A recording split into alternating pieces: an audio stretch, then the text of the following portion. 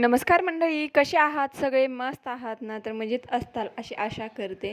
तर आज बनवणार होते मी इडली सांबर.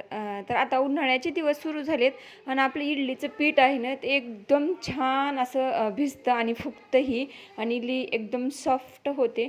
थंडीच्या दिवसामध्ये एवढी काही इडली होत नाही आपली चांगली कारण थंडीचा दिवस असतो त्याच्यामुळे इडलीचं पीठ फुगतच नाही आहे. पण इडलीच्या पिठाला फुगण्यासाठी ना गरमी पाहिजे आणि गरमीमुळं ना इडलीचं पीठ खूप छान फुगतं आणि भिजतंही, इडली सॉफ्ट होते. तर आता उन्हाळ्याचे दिवस सुरू झाले आणि मी आता इडलीचं काल भिजू घातलं होतं, संध्याकाळी वाटलं आणि रात्रभर हे तसंच पातेल्यात पीठ ठेवलं आणि हे बघा सकाळी किती मस्त पीठ भिजलं आहे. एकदम लोण्यासारखं इडलीचं पीठ झालं होतं. तर इथं चाललं आहे आता सांबरची तयारी. तर लाल भोपळा घेतला आहे आणि आपली शेवग्याची शेंग घेतलेली आहे.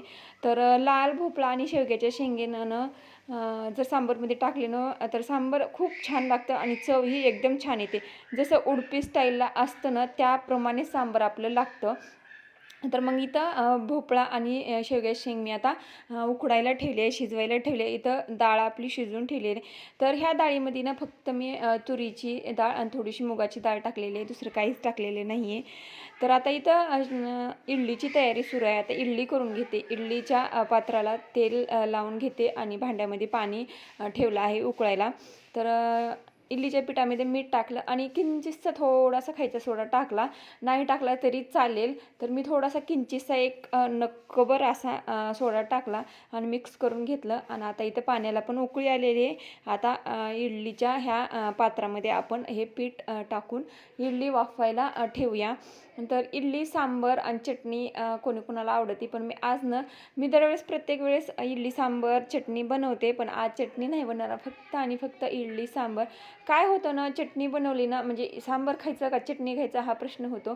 त्याच्यामुळे मग मी काय करते, जेव्हा उडीद वडे बनवायचे असतात ना मग तेव्हा उडीद वडे, इडली, सांबर, चटणी असं सगळा मेन्यू करते. पण आज ना फक्त आणि फक्त इडली सांबरचाच बेत बनवला आहे. तर आता इडली वाफायला ठेवली आणि आता इथं ना सांबरची तयारी करून घेते मी. तर कांदा, टोमॅटो, लसूण, कोथिंबीर आणि हा आहे तो चिंचेचा कोळ आहे, भिजत घातलेला आहे. चिंच एक 2-4 बुटुक म्हणतात त्याला, तर घेतलेले आहेत आणि भिजत घातलेले आहेत. आणि काय करायचं, मिक्सरच्या भांड्यामध्ये ना सगळं टाकायचं, लसूण, कांदा, टमॅटो आणि आपलं हे कोथिंबीर हे सगळं टाकून मिक्सरला आपण फिरून घ्यायचं अशा प्रकारे. आणि आता हे तेल टाकलं आहे, तेलामध्ये मोहरी, जिरं आणि हे जे आपलं वाटण आहे ते वाटून त्यामध्ये मिक्सरच्या भांड्यातलं टाकायचं. कांदा, टमॅटो एकदम ग्रेव्ही. तर कांदा कच्चाच वाटून घ्यायचा, टमॅटो कच्चाच, लसूण, अद्रक, थोडीशी कोथिंबीर हे सगळं कच्चं वाटून घ्यायचं. आणि इथे हे बघा थोडासा गूळ घेतलेला आहे मी आणि चिंच आणि गूळ, आंबट, गोड, तिखट असं हे सांबर बनवणार आहे आज. तर इथं तेलामध्ये टाकले आहेत मसाले, सांबर मसाला, थोडंसं लाल तिखट टाकलं आहे, मीठ टाकलं आहे, चिंचेचा कोळ टाकलेला आहे, थोडासा गूळ टाकलेला आहे, चवीपुरतं मीठ टाकले आहे, आपली जी डाळ शिजवलेली होती ती डाळ आणि शेवग्याचं शेंग आणि भोपळ्याचं पाणी जे आपण वाफायला ठेवलं होतं तर ते अख्खं पाणी मी टाकून घेतलेले. हे बघा सांबर कसं एकदम छान झालेलं आहे सांबर आणि सुगंध तर इतका भारी येत होता ना, काय सांगायचं आहे, शब्दच नाही आहेत.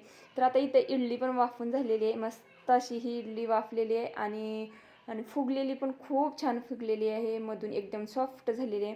तर आता इथं काढून घेते मी इडली पात्राच्या बाहेर इडली. काय होतं ना, दररोज दररोज नाश्ता काय बनवायचा मग हा प्रश्न सगळ्यांनाच असतो, गृहिणींना. तर कधी तर मग असं इडली सांबार, त्याचा कुटाणा बऱ्याच कुटाणा आहे इडली सांबारचा.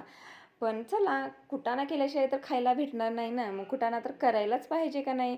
तर चला तर मंडळी, मग आता मी नाश्ता करते मस्त अशी ही इडली आणि आपलं हे सांबर. तर कशी वाटली तुम्हाला रेसिपी? आवडली असेल तर नक्कीच लाईक करा. चॅनलवरती नवीन असताल तर प्लीज सबस्क्राईब करा. भेटूया अशाच अजून एका नवीन व्हिडिओमध्ये. तोपर्यंत सगळ्यांना बाय बाय. आता मी इडली मस्त ते असेही एन्जॉय करते. तुम्ही पण नक्कीच ट्राय करा आणि कॉमेंटमध्ये सांगायला विसरू नका. तर धन्यवाद सगळ्यांना, बाय.